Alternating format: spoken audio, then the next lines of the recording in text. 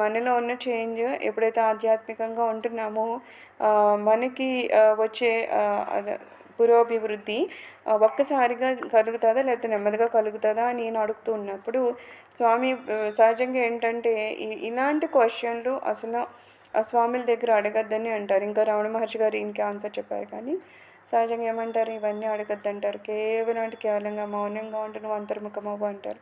కానీ ఈయన ఏదో అడుగుతుంటే ఆయన ఒకసారి అదే చెప్పారు. ఏమని, నెమ్మదిగా అవుతుందా ఒక్కసారిగా అవుతుందంటే అన్నదానికి ఏమన్నారు, నువ్వు ఒక కాగడా పట్టుకొని ఒక గుహలోకి వెళ్ళావు, చీకటి గుహలోకి వెళ్ళగానే ఏదో మనం ఇప్పుడు లైట్ వేస్తే వెంటనే లైటింగ్ వచ్చినట్టు కాగడాకి రాదు. అది నెమ్మదిగా ఆ వెలుతురు ఆ చీకటిని తరుముతుందనమాట. అలాగే మనలో కూడా ఏదో సాధన మొదలెట్టా అంటే ఈరోజు మొదలెట్టా రేపటికి ఆత్మసాక్షాత్కారం జరుగుతుందంటే జరగదు. టైం పడుతుంది. ఎందుకంటే మనము ఆ లెవెల్‌కి వెళ్ళాలి కదా! పరిపూర్ణత మనలో రావాలి.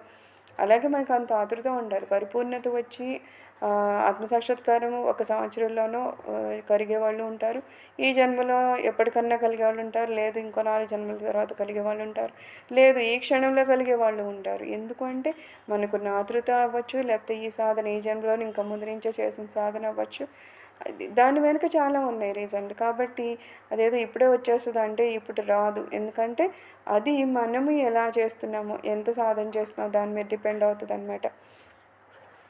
అయితే కొన్నిసార్లు చిరునవ్వు నవ్వి, ఇది నువ్వు ఎప్పుడూ పాడే పాటే కదా!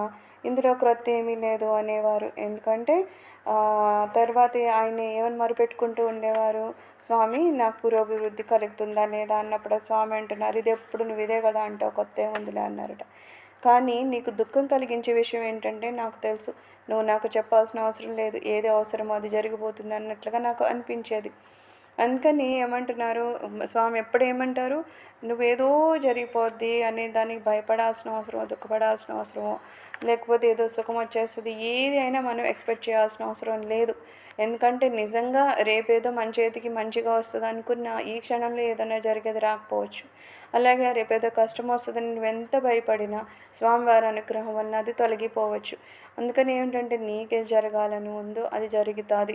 మనం ఎంత ప్రయత్నం చేసినా జరుగుతుంది. కాబట్టి ఈ బాహ్య ప్రపంచంలో ఇక్కడేదో నేను చేసేయాలనే ప్రయత్నం అది అవసరం లేదు. అదే నువ్వు సాధన చేస్తూ ఉన్నావు. ఏదో కష్టమో నష్టమో రావాల్సింది ఉంది. అయినా సరే ఆ స్వామివారు ఆ సమయానికి ఆ కష్టాన్ని నష్టాన్ని నీ జీవితం నుంచి తీసి పక్కన పెడతారు.